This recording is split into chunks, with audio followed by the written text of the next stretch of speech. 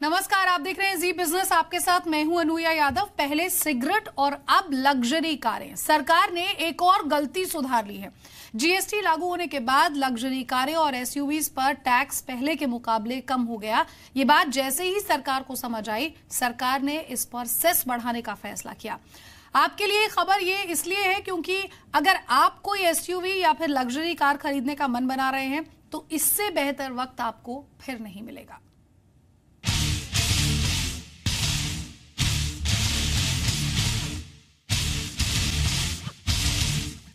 Showroom में खड़ी इस चमचमाती लग्जरी कार या एसयूवी को खरीदने की सोच रहे हैं तो जल्दी करिए, क्योंकि बहुत जल्द ये महंगी होने वाली है। दरअसल जीएसटी लागू होने के बाद सरकार ने लग्जरी कारों पर 28% टैक्स के साथ 15% सेस लगाया है, जिससे ये पहले के मुकाबले सस्ती हो गई हैं। लेकिन अब सरकार को अपनी चूक का एहसास हो गया है। जीएसटी काउंसिल ने सेस को बढ़ाने की इजाजत दे दी है। 28% जीएसटी और 15% सेस के साथ अभी लग्जरी कारों पर टैक्स 43% बनता है, जो 25% सेस के बाद अब कुल 53% हो जाएगा। लेकिन इसके लिए जीएसटी काउंसिल को कानून में संशोधन करना पड़ेगा, जिसमें वक्त लग सकता है। और बस यही वक्त आपके पास भी है, जिसमें आप अपनी मनपसंद एसयूवी खरीद सकते हैं। सरकार ने कारों को 28% जीएसटी के दायरे में रखा है और कुल टैक्स की सीमा 40% रखी है, जिसमें सेस भी शामिल है, ताकि जरूरत के मुताबिक बढ़ाया जा सके। 1200 सीसी तक की 4 मीटर लंबी छोटी पेट्रोल कारों पर 1% सेस लगता है, जबकि 1500 सीसी तक 4 मीटर लंबी छोटी डीजल कार पर सेस 3% लगता है। मिड साइज बड़ी कारों, एसयूवी और हाइब्रिड पर सेस 15% लगता है। 28% जीएसटी के साथ ये 43% बैठता है। अब सारा खेल यही है। जीएसटी के पहले तक बड़ी कारों और एसयूवीज पर 51% से लेकर 55% तक टैक्स लगता था, जबकि जीएसटी के बाद ये घटकर सिर्फ 43% रह गया। इससे हुआ ये कि छोटी और मिड साइज कारें या तो थोड़ी महंगी हुई या कोई बदलाव नहीं हुआ, लेकिन एसयूवीज और लग्जरी कारें सस्ती हो गई। इसको ऐसे समझिए, दिल्ली एक्स शोरूम में टोयोटा कोरोला ऑल्टिस की कीमत जीएसटी से पहले 19,91,000 थी, जो जीएसटी के बाद 18,67,000 हो गई। इसी तरह टोयोटा फॉर्च्यूनर 31,86,000 से घटकर 29,18,000 की हो गई। मुंबई एक्स शोरूम में ऑडी A3 की कीमत 32,37,000 से घटकर 30,77,000 हो गई। A6 की कीमत 55,98,000 से घटकर 51,93,000 हो गई। टाटा हेक्सा की एक्स शोरूम कीमत 11,99,000 से घटकर 10,95,000 हुई। सूमो की कीमत 7,26,000 से घटकर 6,86,000 हो गई। सरकार को हाइब्रिड कारों को ज्यादा प्रदूषण फैलाने वाली एसयूवीज की कैटेगरी में डालने पर काफी विरोध झेलना पड़ा है। अब इस बदलाव के बाद हाइब्रिड कारों पर टैक्स 43% ही रहेगा, लेकिन एसयूवीज पर 53% हो जाएगा। इससे विरोध थोड़ा कम होने की उम्मीद है। हालांकि राज्यों ने हाइब्रिड कारों की दरों की भी समीक्षा करने की अपील की थी, जिसे सरकार ने मानने से इनकार कर दिया। नंद कुमार नायर, जी मीडिया। और तमाम खास मेहमान हमारे साथ मौजूद हैं। अब्दुल माजिद साहब हैं, पार्टनर हैं auto expert price water house के। नंद कुमार नायर भी मेरे साथ हैं। सबसे पहले आलोक प्रियदर्शी मेरे सहयोगी यहाँ पर मौजूद हैं। आलोक के पास चल लेते हैं। आलोक, जीएसटी काउंसिल ने यहाँ सेस बढ़ाने की इजाजत तो दे दी है, लेकिन कब तक इसे एक्चुअली अमल में लाया जाएगा? कितना समय यहाँ पर लग सकता है? देखिए, जो जीएसटी काउंसिल ने परमिशन दी है सरकार को कि वो सेस के जो थ्रेशोल्ड है उसको बढ़ा के 25% कर सकती है, इसके लिए सरकार को अमेंडमेंट बिल लाना पड़ेगा। जो सरकार ने पहले कंपनसेशन एक्ट पास कराया हुआ है, उसमें अमेंडमेंट बिल लाना पड़ेगा, उसको पार्लियामेंट से पास कराना पड़ेगा। उसके बाद जब ये नोटिफिकेशन जारी होगा तब इसको एक्चुअली कह के इम्प्लीमेंट होगा। लेकिन आप देखेंगे कि तो पार्लियामेंट सेशन में अभी 4 दिन 5 दिन बचे हुए हैं, 11 तक संसद का सत्र चलेगा। तो सरकार उम्मीद यही की जा रही है कि इसको जल्द से जल्द सरकार इसको कैबिनेट से पास करा के इस सेशन में लिया। लेकिन जो मेरे वित्त मंत्रालय में जो सोर्स हैं उनसे बात हुई तो सरकार लगता नहीं कि इतनी जल्दी सरकार इस सभी कवायद को पूरी कर पाएगी और इस 11 तारीख से पहले। तो हो सकता है कि इसमें थोड़ा वक्त लग जाए और सरकार लोगों को थोड़ा और मौका मिल जाए, जो एसयूवी या लग्जरी कार खरीदने की सोच रहे हैं वो खरीद सकें और उनको थोड़ा और वक्त मिल जाए। ठीक है, मतलब 11 तक अगर क्लैरिटी इस पर नहीं आती है और इसे पास नहीं कराया जाता है तो जो लोग एसयूवीज और हाई एंड लग्जरी कार्स खरीदने का मन बना रहे हैं उनके लिए बहुत बेहतर मौका यहाँ पर है। विक्रम किर्लोस्कर साहब हमारे साथ जुड़ गए हैं, नॉन एग्जीक्यूटिव डायरेक्टर हैं किर्लोस्कर ब्रदर्स लिमिटेड के। Mister Kirloskar, thank you so much for joining us on Zee business. Sir, exactly what do you think this means for the industry? 15% GST के बाद कहा गया था कि सेस लगेगा, अब उसे 25% तक यहाँ पर अगर बढ़ाया जाता है तो किस तरह से देखते हैं आप इसे?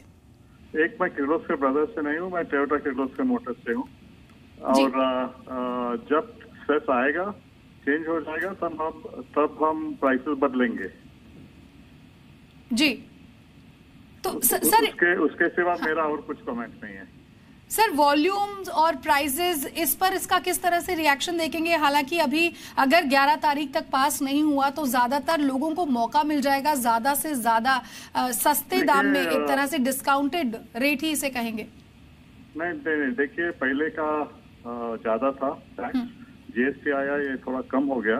अभी मेरे ख्याल से ये सेस से वापस ओरिजिनल प्राइस हो जाएगा। ठीक है सर, लेकिन जब इस तरह से पॉलिसी में चेंजेस होते हैं तो क्या लॉन्ग टर्म प्लानिंग पर इसका किसी तरह का कोई असर पड़ता है? अभी मुझे उस पर कुछ नए कमेंट नहीं करना है। अभी देखेंगे क्या होता है, ये पार्लियामेंट पास होने दो और हम इम्प्लीमेंट करने दो और फिर देखेंगे क्या होता है। अभी मुख्य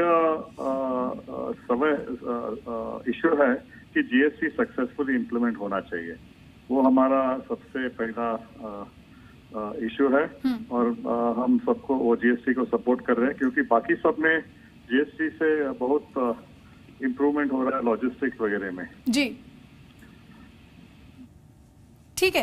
thank you so much mister Kirloskar for joining us on Zee business and giving your reaction on this. हालांकि 11 तारीख तक सरकार पास करा पाती है नहीं, ये देखना यहाँ पर काफी दिलचस्प होगा। अब्दुल माजिद साहब भी हमारे साथ हैं। माजिद साहब, what is your first reaction on this और आप इसे किस तरह से देखते हैं?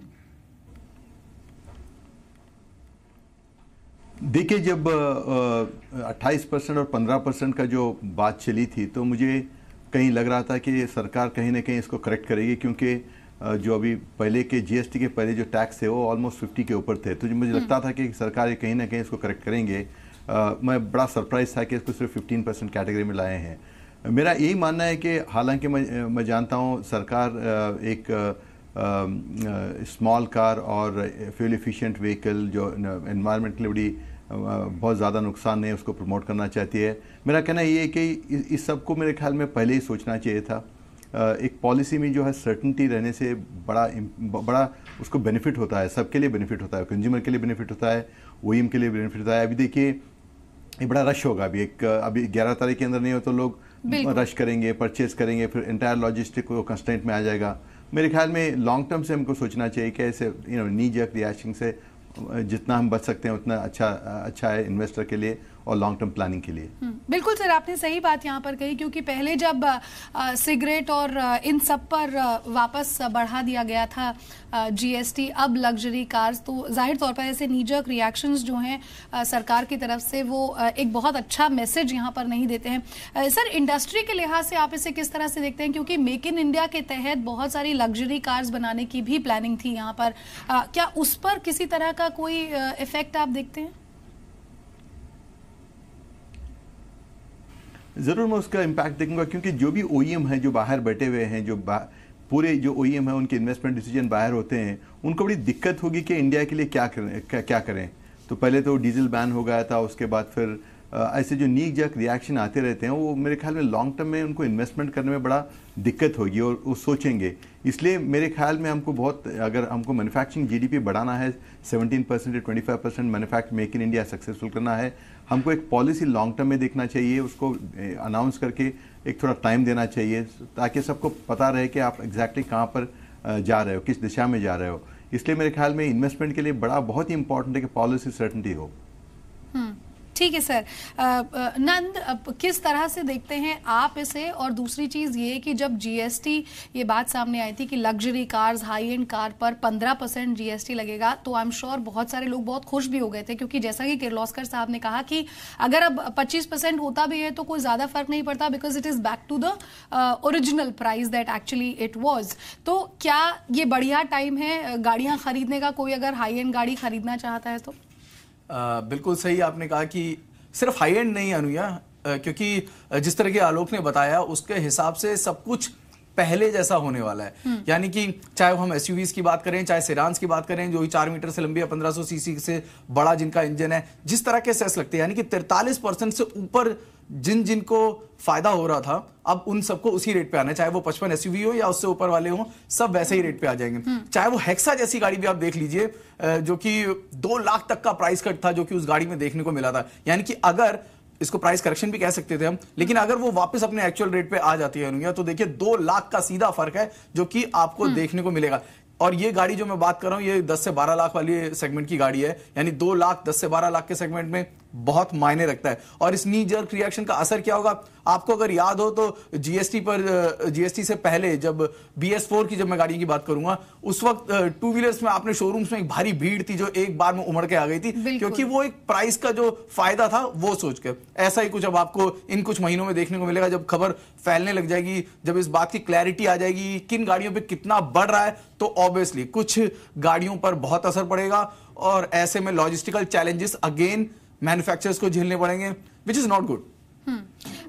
माजिद साहब, लॉजिस्टिक्स की जहां तक बात हो रही है, तो जैसा कि किर्लोस्कर साहब ने भी कहा था कि जीएसटी अच्छे से रोल आउट हो गया है, यहां पर इसका असर आने वाले दिनों में जाहिर तौर पर दिख जाएगा। लेकिन लॉजिस्टिक्स के हिसाब से ये अच्छी चीज है, लेकिन अगर देखा जाए तो जब प्राइस इस तरह से यहां पर बढ़ता है तो कंपनियों पर इसका कितना असर पड़ेगा? मेरे ख्याल में इसमें जीएसटी जो एक बहुत बड़ा बेनिफिट है सबके लिए, उसमें हर का कॉस्ट जो है वो नीचे आ जाएगा जीएसटी की वजह से। मुझे लगता नहीं कि इस डिसीजन से कुछ ज़्यादा फर्क पड़ने वाला नहीं है, क्योंकि आप नॉर्मल बैक जा रहे हो तो डिमांड में थोड़ा बहुत उसका इम्पैक्ट पड़ेगा। लेकिन अगर जीएसटी के ट्रूली बेनिफिट अगर सबको मिल जाएंगे तो मुझे आने वाले दिनों में mid term to long term demand सबके लिए बढ़ेगा, इवन एसयूवी और बिगर व्हीकल के लिए भी बढ़ेगा। हालांकि टैक्स ज़्यादा रहा तो भी मेरे ख्याल में परचेजिंग पावर बढ़ जाएगी। सो उस हिसाब से मैं इसको उस तरह के देखता नहीं हूँ। डिमांड इंटैक्ट रहेगा, थोड़ा बहुत शॉर्ट टर्म में इसका इम्पैक्ट रहेगा, लेकिन लॉन्ग टर्म में अगर जीएसटी सक्सेसफुल रोल आउट हो गया तो मेरे ख्याल में एक बिग बेनिफिट होगा और परचेजिंग पावर जो लोगों के पास है वो इंक्रीज होगा और वो आराम से इस गाड़ियों को खरीद सकते हैं। सर, क्या वॉल्यूम नंबर्स में भी जब नेक्स्ट रिजल्ट्स आएंगे, कंपनीज अनाउंस करेंगी, तो उसमें कुछ फर्क देख सकते हैं, बेटरमेंट देख सकते हैं? हाँ, भी सिग्निफिकेंट स्पाइक होगा। अब जिस तरह ये न्यूज़ अगर आ जाएगी, समझो कि 11 तारीख के बाद अगर टाइम मिलेगा तो मेरे ख्याल में काफ़ी बुकिंग ज़्यादा हो जाएंगे, बुकिंग बढ़ जाएंगे। सब जो एसयूवी के हैं, लग्जरी कार के बुकिंग बढ़ जाएंगे, क्योंकि 10% बड़ा बहुत बड़ा नंबर है कंज्यूमर के लिए। सो आप नेक्स्ट 2 या 3 महीने में जब तक वो लॉ पास नहीं होगा, आप देखेंगे कि डिमांड बहुत बढ़ेगा और वो लॉजिस्टिक चैलेंज हो जाएंगे ओईएम के लिए टू मैनेज। ठीक है सर। आलोक, मेक इन इंडिया के तहत BMW जैसी कंपनी, BMW इंडिया जो है वो गाड़ी बनाने के बारे में सोच रही थी। ऐसे जब पॉलिसी में चेंजेस होते हैं, या यूं कह सकते हैं कि नी जर्क रिएक्शन जिस तरह से हम इसे कह रहे हैं, कितना असर पड़ता है एक तरह से इमेज पर, और साथ ही साथ ऑटो कंपनियां किस तरह से रिएक्ट कर सकती हैं, इस बारे में कुछ बता सकते हैं? ऑटो कंपनियों की प्लानिंग होती है। जीएसटी हालांकि सबने इसका वेलकम किया है और जीएसटी एक लॉन्ग टर्म में कह सकते हैं कि बेनिफिशियल है सभी कंपनियों के लिए जो इंडिया में इन्वेस्ट करना चाहती हैं। लेकिन चूंकि जीएसटी अभी इम्प्लीमेंटेशन फेज में है और सरकार को भी हो सकता है कि इसका अंदेशा हो कि कारों की कीमतों में कमी आ सकती है, लेकिन उस वक्त जब जीएसटी काउंसिल में तय हो रही थी चीजें सेस को लेकर, तो वहां पर एक पूरा राज्यों का एक जीएसटी काउंसिल के तमाम जितने राज्यों के वित्त मंत्री होते हैं वो मेंबर होते हैं और वहां पर एक सर्वसम्मति से फैसला करना होता है। वहां पर जब हो सकता है कि जो हमारी जानकारी है, हमें जहां तक पता है, सरकार का जो प्रपोजल ओरिजिनल था वो 25% ही था, लेकिन वहां पर जितने भी जीएसटी काउंसिल में जो लोगों ने तय किया वो 15% मैक्सिमम सेस तय किया लग्जरी गाड़ियों पर। हालांकि उस वक्त सरकार ये चाहती थी लोगों को एक्सप्लेन करना, लेकिन चूंकि डेडलाइन नजदीक थी, 1 जुलाई से जीएसटी लागू होना था, इसलिए सरकार ने उस पर ज्यादा एक तरह से कहें कि कह सकते हैं अड़ियल रवैया नहीं अपनाया और जीएसटी इंप्लीमेंट करने दिया। लेकिन अब जब कल जो परसों जीएसटी काउंसिल की बैठक हुई थी, उसमें इस प्रपोजल को रखा गया है कि ये जो फैसला जीएसटी काउंसिल ने किया है, इसकी वजह से अगर देखें तो जो लग्जरी गाड़ियां हैं, जो सीडान गाड़ियां हैं, वहां पर कंपनियों को फायदा हो रहा है और एक तरह से गलत मैसेज जा रहा है कि सरकार जो इस तरह की जो गाड़ियां हैं, जो लग्जरी गाड़ियां खरीदते हैं लोग या जो कि बड़ी गाड़ियां खरीदते हैं, ज्यादा प्रदूषण करती है, ज्यादा फ्यूल कंज्यूम करती है, उनको सरकार ने सस्ता कर दिया। तो ये एक मैसेज देना, एक तरह से कहें तो एक बड़े गोल की तरफ, जो सस्टेनेबल डेवलपमेंट की तरफ सरकार बढ़ रही है और एक एनवायरमेंट की बात करती है, वो उस लिहाज से ये कह सकते हैं कि मैच नहीं करती है। तो इस बैठक में फिर यही फैसला हुआ कि ठीक है, सरकार जो कह रही थी 25% का, वो ठीक है, और बड़ी गाड़ियों को इस तरह का एक हाइब्रिड गाड़ियों के साथ एक एडवांटेज नहीं मिलना चाहिए, एक लेवल प्लेइंग फील्ड होना चाहिए। तो हाइब्रिड को लेकर भी दिक्कत थी, उनको भी एड्रेस किया सरकार ने, और साथ ही साथ इसको भी एक तरह से कहें तो अपने आप को एक लेवल प्लेइंग फील्ड में लेके आया। ठीक है। Nand, you want to add something to that? पहले तो जैसे कि आलोक ने कहा कि बात उनकी सही है, लेकिन समझने में थोड़ी मुश्किल भी होती है। अगर एनवायरनमेंट का इतना ख्याल है तो शायद हाइब्रिड गाड़ियों पर सेस को बढ़ाया जाना समझ नहीं आता है। और उसी तरीके से ये भी एक इस बात से मैं एग्री नहीं करूंगा, मिथ्या है, क्योंकि जिन लग्जरी गाड़ियों को हम कह रहे हैं कि प्रदूषण ज्यादा फैलाती हैं, वो गाड़ियां कम प्रदूषण फैलाती है अगर उन्हें कंपेयर किया जाए इन छोटी गाड़ियों से, बिकॉज ये जो गाड़ियां यूरोपियन स्पेक्स गाड़ियां हैं and they are far better in the emission norms. Technology वो बहुत अच्छी टेक्नोलॉजी, तो वो भी कहीं ना कहीं असमंजस, और इतना सारा टाइम मिला इसमें थोड़ा सा मानूंगा। लेकिन अब्दुल माजिद सर से एक सवाल जरूर पूछना चाहूंगा इस सिलसिले में, what is the way forward? अगर अब्दुल सर, अगर मैं इस तरह से पूछना चाहूं, क्योंकि अब कहां जाएं, क्योंकि हम पैसेंजर गाड़ियों की बात कर रहे हैं, कमर्शियल गाड़ियों की बात कर रहे हैं, हम बात कर रहे हैं इलेक्ट्रिक कार्स की, हाइब्रिड कार्स की, लेकिन what is the way forward? Passenger car पे कॉन्सेंट्रेट किया जाए, या फिर शेयर्ड मोबिलिटी की तरफ ध्यान दिया जाए, या फिर इलेक्ट्रिक कार्स की तरफ ध्यान दिया जाए? तो अगर 5 साल का दायरा बना के ओईएम्स अगर आप आगे काम करना चाहें तो वो क्या दिशा होगी? देखिए, अगर जहाँ तक मैं इंडिपेंडेंट असेसमेंट करूँगा तो जिस तरह से हमारी लैंड तो बढ़ेगी नहीं, लेकिन पॉपुलेशन बढ़ती जाएगी। It's very very important for us to ensure the जो कंजेशन का बड़ा प्रॉब्लम है। तो मुझे लगता है वे फॉरवर्ड पब्लिक ट्रांसपोर्टेशन है। वे फॉरवर्ड उसमें हो सकता है कि तुम इलेक्ट्रिकल पब्लिक ट्रांसपोर्टेशन को बढ़ावा दो, मोनो है, आपका मेट्रो है, लास्ट माइल कनेक्टिविटी के बारे में सोचो। उसके बाद आपका सेकेंड स्टेप रहना है शेयर्ड मोबिलिटी, क्योंकि पर्सनल मोबिलिटी मेरे ख्याल में लॉन्ग रन में इंडिया में सस्टेन नहीं होगी। आप देखें, हमारे इंडिया में खाली 20 या 25 लोग कार का 1000 में कार खरीदते हैं, उसमें ही हमको इतना प्रॉब्लम आ रहा है। अगर जस्ट सोचें कि अगर 100 या 200 लोग खरीदें 1000 में, तो मेरे ख्याल में चलने के लिए जगह नहीं होगा सिटीज में।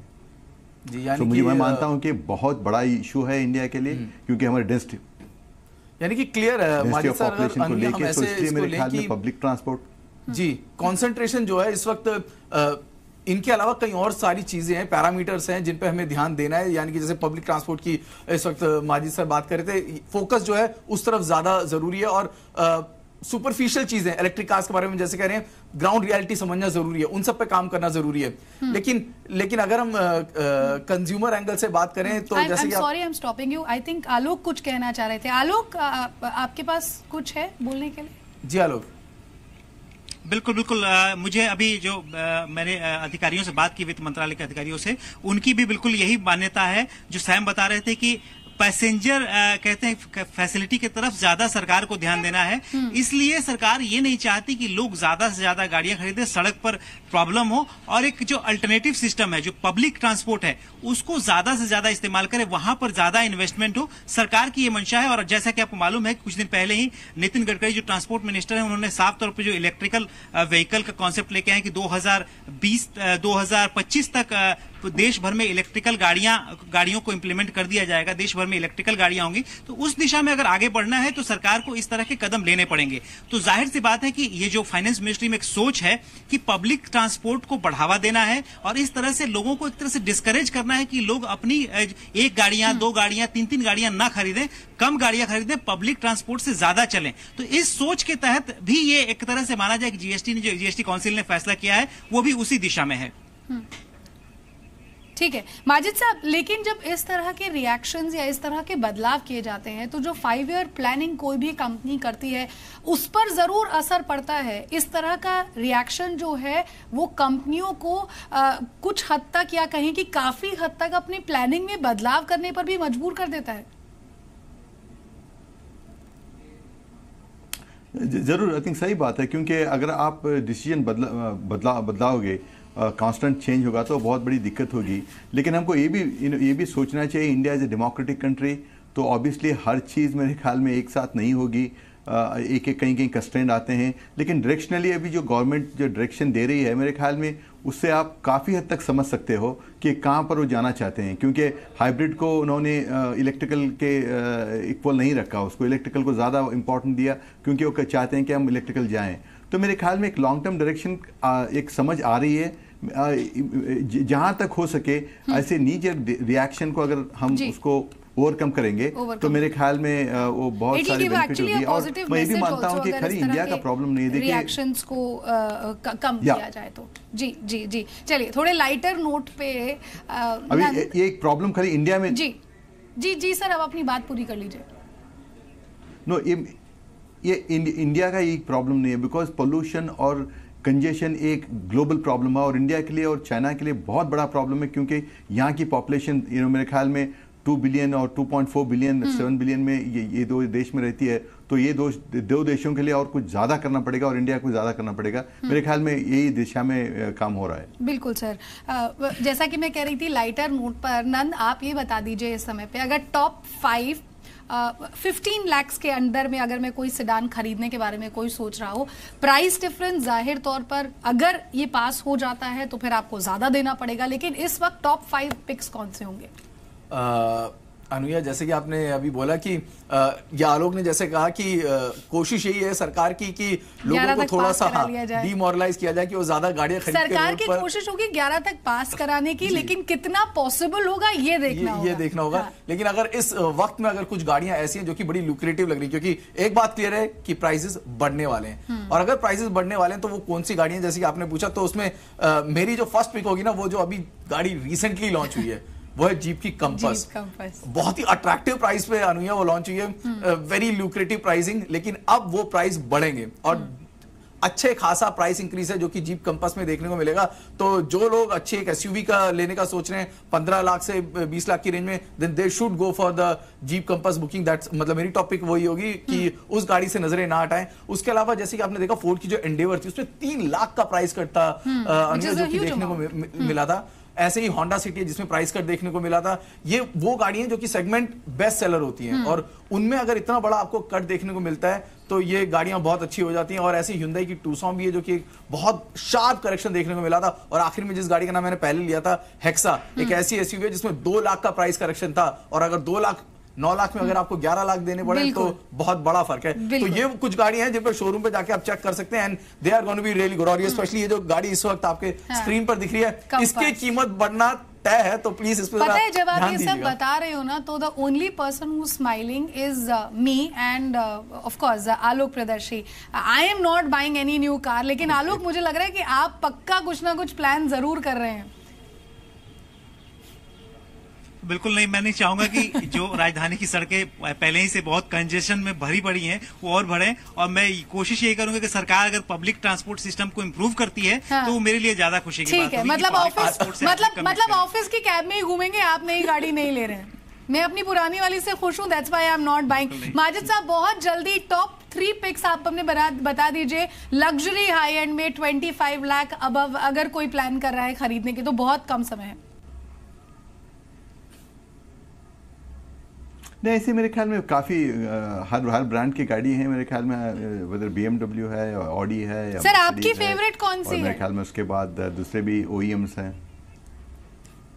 देखिए मैं तो ये जो भी हाई एंड कार हैं, obviously Mercedes, Audi and BMW all are good actually in that range. हर एक ना कहीं ना, और हर न्यू लॉन्चेस में आप देखिए हर OEM कुछ ना कुछ कर रहे हैं। तो मेरे ख्याल में बड़ा कॉम्पिटिटिव लैंडस्केप है, तो गाड़ियाँ मेरे ख्याल में सब अच्छी हैं। और उसमें ज्यादातर पर्सनल चॉइस रहती है ब्रांड की, और मेरे ख्याल में कस्टमर के ऊपर डिपेंड। अनुया बहुत सही बात कही थी आलोक ने। शेयर्ड मोबिलिटी के तहत आपको अब बहुत सारी खबरें देखने को मिलेगी। जैसे महिंद्रा पहले ऐलान कर चुकी थी शेयर्ड मोबिलिटी के बारे में, मतलब इंस्टीट्यूशनल बाइज जो है वो आपको ज्यादा होते हुए देखेंगे। ओला, उबर, इनका जो वर्चस्व है वो आने वाले टाइम में कुछ ज्यादा जरूर दिखेगा। बहुत बहुत शुक्रिया माजिद साहब आपका हमारे साथ जुड़ने के लिए। Alok, thank you so much and enjoy the office cab. Nand, बहुत बहुत शुक्रिया आपका भी हमारे साथ जुड़ने के लिए। तो अब एसयूवी कारें फिलहाल तो सस्ती हैं, लेकिन जीएसटी अब उन पर बढ़कर 25% तक हो सकता है, स्पेशली जो सेडान्स हैं या 4 मीटर अबव जो गाड़ियां हैं। तो अगर प्लान कर रहे हैं तो जल्दी से जाइए और खरीद लीजिए। अभी इस खास पेशकश में इतना ही, दीजिए इजाजत, नमस्कार।